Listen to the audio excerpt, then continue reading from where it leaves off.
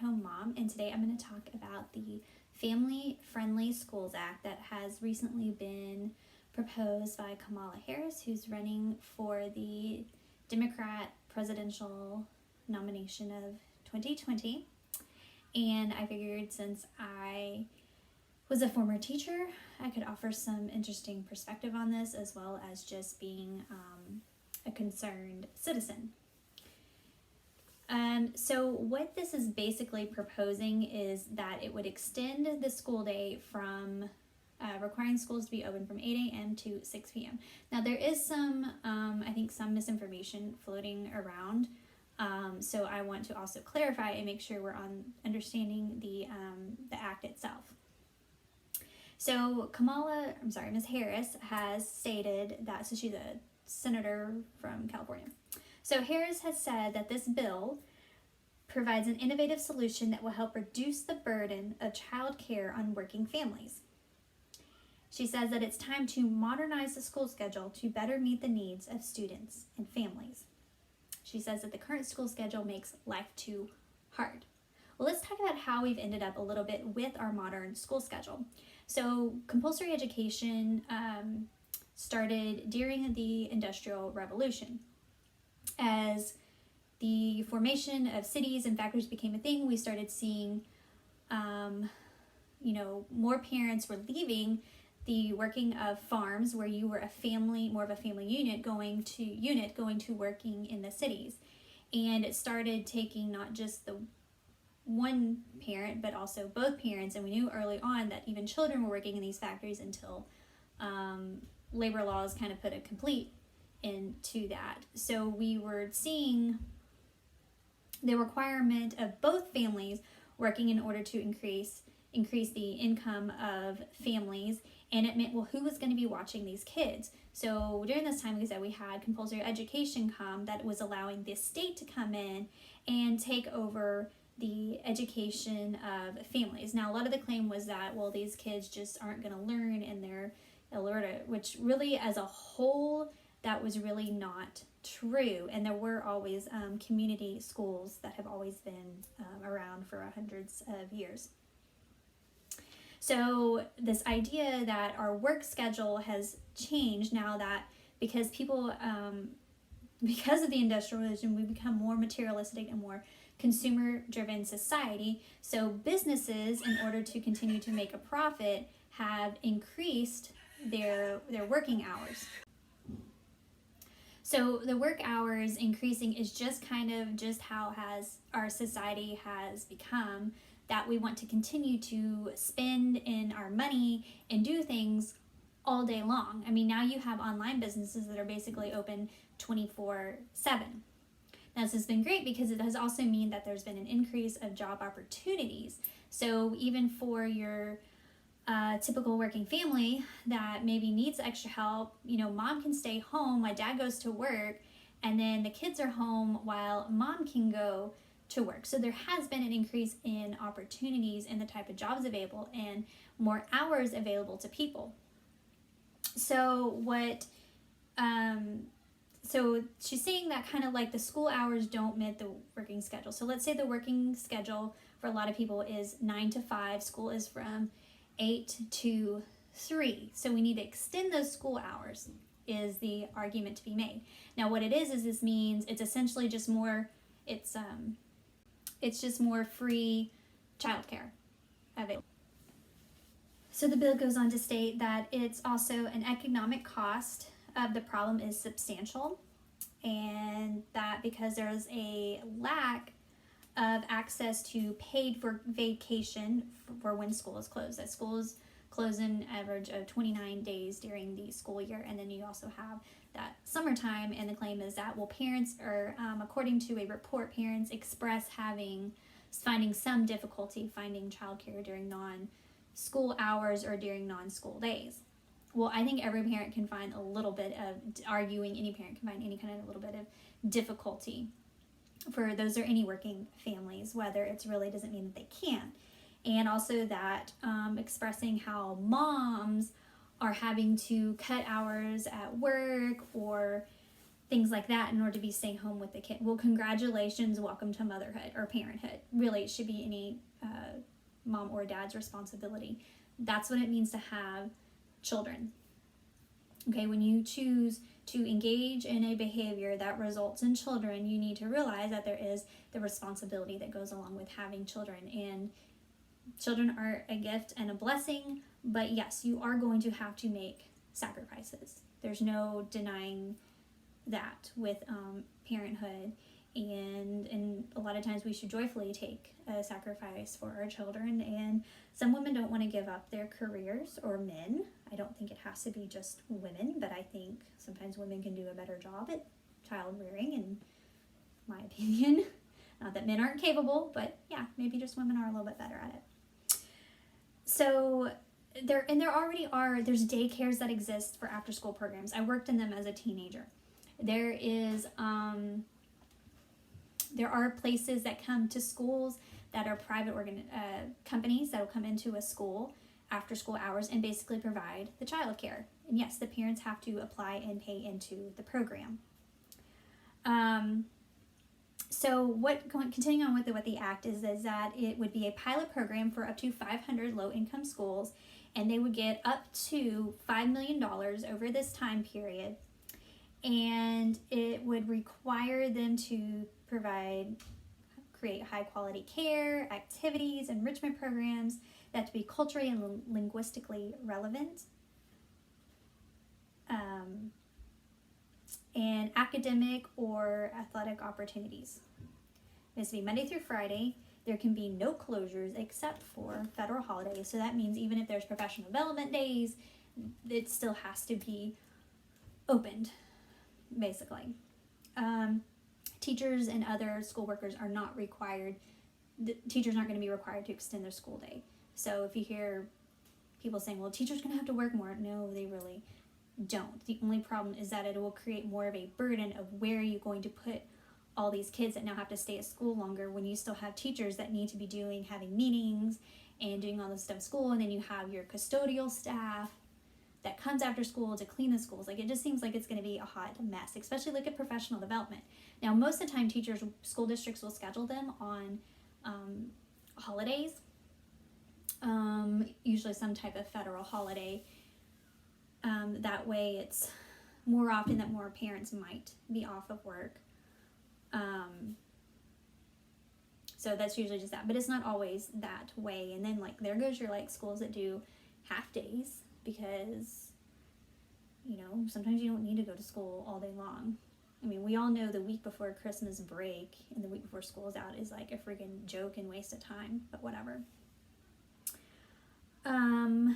All the policies would have to be evidence-based. So the Department of Education would be required to publish reports for this, which just means more government intrusion in the schools. And you talk to any teacher, and most of them will say the federal government is the biggest problem and hindrance to education. 1.3 billion annually would be go towards the 21st century community learning centers, which is a federal government program that already exists. It's kind of they're like grants, and those are for summer programs that I think it can be just other than schools can do, but they have to be academic, some kind of academic support base. So you're looking at kids that would now be going to basically another extended, a summer school is almost what it was, because they would have to make it some kind of academic related. So bless these little kids' hearts, these parents are going to be sticking them in the government schools now, even summer.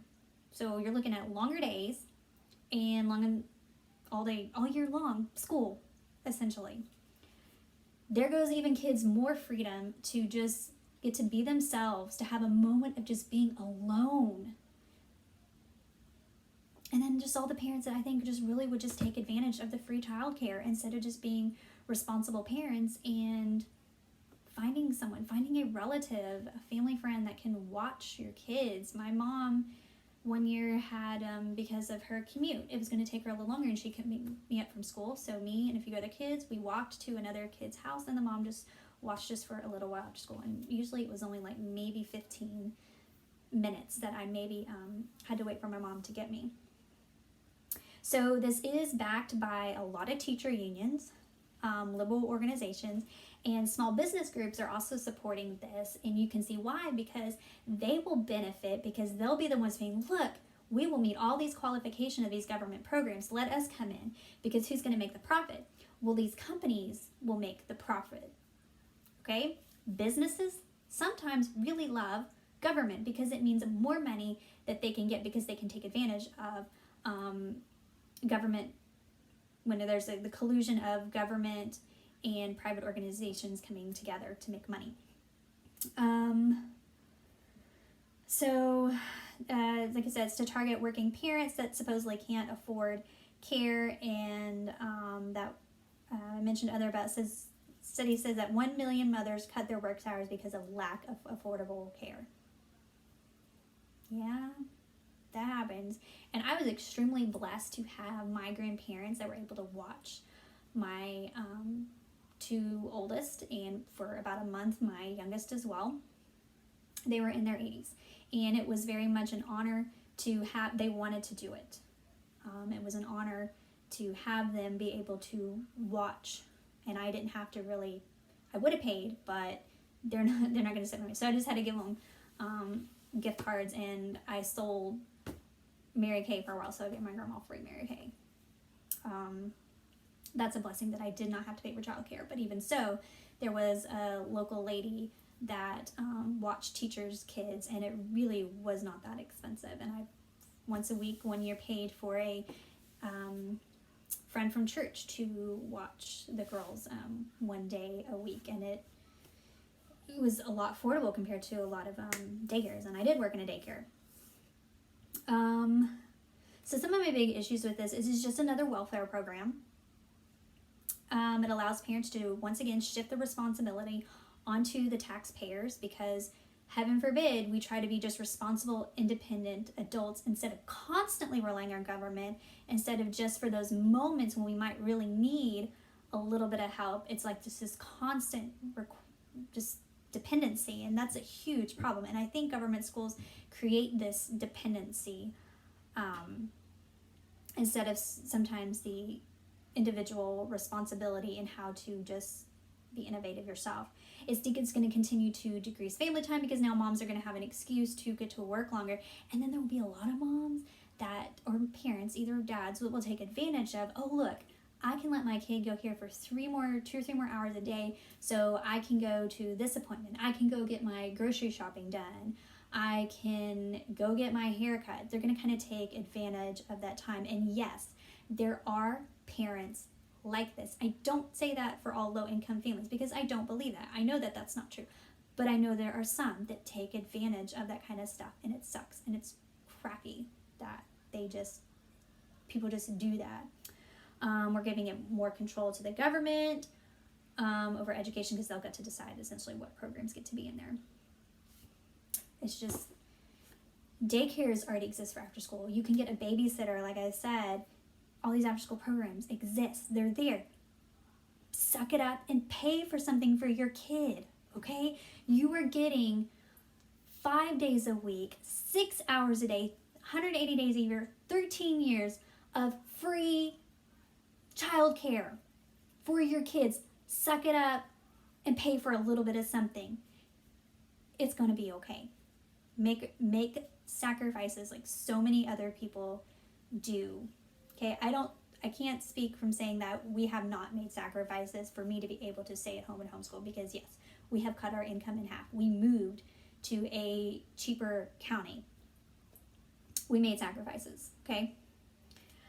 I just want to say, like, all these government failures always just end up being a huge waste of money and cause more problems. Briefly wanted to mention the Head Start program, because it's just another way to get kids in to the school system, for the governments to go ahead and start taking them away from the family, because I think a lot of parents just think, oh look, this is a great way for my kid to start learning early, when a couple studies have shown that the kids do not do any better in the long run, that they quickly, they don't start out really any better in the peers, but in the long run, it doesn't do any good for them. It doesn't keep them necessarily, it doesn't really close the gaps necessarily. And one study has also showed that it increased behavior problems in the schools for those kids, had increased behavior, and that's probably because they're being raised by spending more time with strangers that who's doing no telling what. We're putting more stress and stuff on kids versus them also being raised by their by the family, which is really who they should be staying with, especially when they're so little. So bless these little kids' hearts. That will be if this bill goes through the Senate, and it's possible it could, but I could very well see Republicans. It could be a very much of a bipartisan thing, but I could also see Republicans maybe shooting it down because it's a federal program, and most Republicans believe in focusing more on kind of the state level taking charge of things. So I want to link a video to another channel. There's No Place Like Home, because she's got some excellent commentary on this, and I think her channel has a lot of other great information. So please don't forget to subscribe to hear more content on a weekly basis.